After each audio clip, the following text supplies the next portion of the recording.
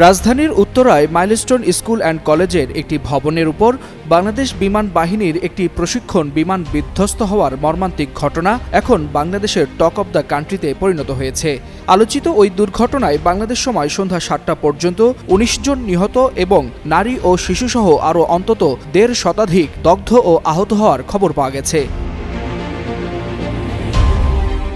বাংলাদেশ বিমান বাহিনীর একটি F-7 BGI মডেলের প্রশিক্ষণ বিমান সোমবার দুপুর 1:06 উড্ডয়ন করে এবং মাত্র 12 মিনিট পর অর্থাৎ 1:18 উত্তরায় বিধ্বস্ত হয়। বিমান দুর্ঘটনার এই হৃদয় বিদারক ঘটনা কেবল দেশের মধ্যেই নয়, আন্তর্জাতিক গণমাধ্যমেও ব্যাপক গুরুত্বের সঙ্গে প্রকাশ পেয়েছে। বিশ্বব্যাপী শীর্ষস্থানীয় সংবাদ মাধ্যমগুলো এই ঘটনাকে বড় শিরোনামে তুলে ধরেছে।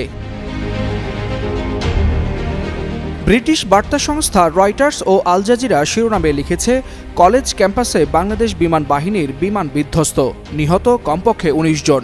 বিবিসি তাদের প্রতিবেদনে ফায়ার সার্ভিসের উদ্ধৃতি দিয়ে জানিয়েছে, ঢাকার একটি কলেজ ক্যাম্পাসে বিমান বাহিনীর একটি প্রশিক্ষণ বিমান বিধ্বস্ত হয়ে ১৯ জন নিহত হয়েছেন।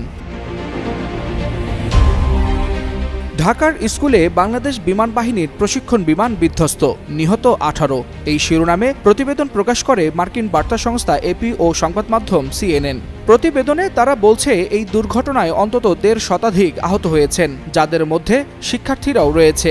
ঘটনাস্থলে ফায়ার সার্ভিস ও সেনাবাহিনী উদ্ধার অভিযান চালাচ্ছেন।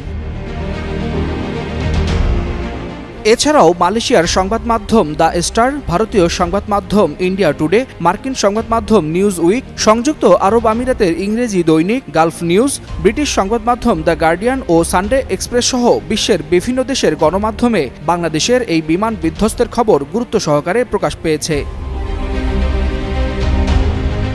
ওয়ালিউল হাসানাত, যুগান্তর নিউজ।